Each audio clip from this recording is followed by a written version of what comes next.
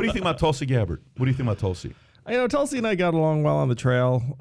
So that's one of the underrated things about that set of experiences is that, it's like people respond to us, and you've probably met a lot of us. So, to us, we're human beings. But, to each other, it's like I've hung out with Tulsi and her husband, Abraham, like a dozen times in the sticks of New Hampshire, just like, waiting to go on in the Union Hall or whatnot. So she and I became quite friendly. Why do you think the left doesn't support her? I mean, you got a woman who is marketable. You got a Democrat. You got a military. She's young, great speaker, very good communicator. Why do you think the establishment doesn't elevate somebody like her? Why do you think they don't like somebody like her? It was very obvious. Oh, I mean, she had an open feud going. With Hillary, going back and forth, yeah. She calls her a Russian asset. Hillary calls Tulsi that. Yeah. So I'll just tell a story that might be fun and bring everyone back. But I was actually standing between Tulsi Gabbard and Kamala Harris on the debate stage when they're going at it. It was almost a comfortable thing. I was like, you can actually probably rewind that footage and see me being like, just like have my head go back and forth. Like in the moment, are you actually uncomfortable? Oh, I was very uncomfortable. I was like, oh my gosh, like I can't believe I'm standing between these two people, going after each other. But why do you think so? But by the way, I got to tell you, folks, I want to give Andrew Yanks a lot of credit here. I got to give you credit.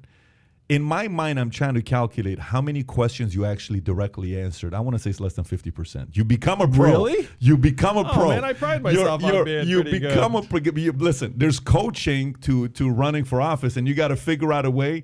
And you've given the politically correct diplomatic answer, nothing that's going to rub anybody the wrong way. So you're playing it safe the way you're going, which maybe it's a political strategy you got. I don't know. Maybe you don't want to get that kind of publicity with all of a sudden. Andrew Yank said the following on this podcast, and he pisses 50,000 people up, and you don't want to have that happen to you. But your audience is bigger than that. I'm kidding. but I want to ask you, like specifically, why do you think they don't support somebody like Tulsi?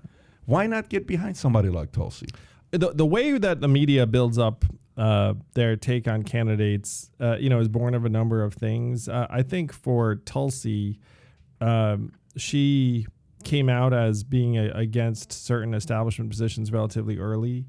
And then when some reporters went and tried to spend time with her, like some of the treatment was not good. And so you ended up developing like this really adversarial relationship, which as a candidate, it's tough because you feel like if I sit down with you and have a conversation with you and like we have an interview and then the article comes out and it's mean and negative, then you're like, oh, like I spent some time and I tried to, open myself up some, and then you were kind of harsh to me. So let me stop doing that. And then you stop doing that. And then you know what happens? Another harsh article comes out because you're not willing to talk to the person.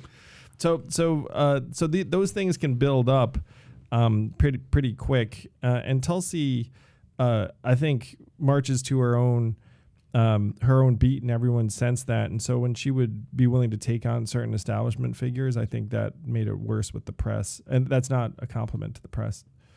You know what I mean? Part of that, the fact that she had beef with the lady in charge, Hillary Clinton, and they were like, buddy, like you're barking up the wrong tree. Or her going after Kamala on the debate stage. I mean, I think that was another thing.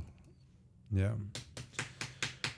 Kamala or Tulsi. Can you imagine like the two on how they deliver messages? Kamala versus Tulsi. 100 out of 100 times, Tulsi's going to do laps around Kamala. You think so? 1,000 out of 1,000 times. Do you agree? In a method of delivering message. Now, he may disagree with it. I don't know. He was on stage with the both of them. He would know. They're different types of figures. They're different types of messengers. That they are. I've seen them both speak like an awful lot of times. Most of the time in a forum where no one else was paying any attention. It was like those are the best though. Yeah, it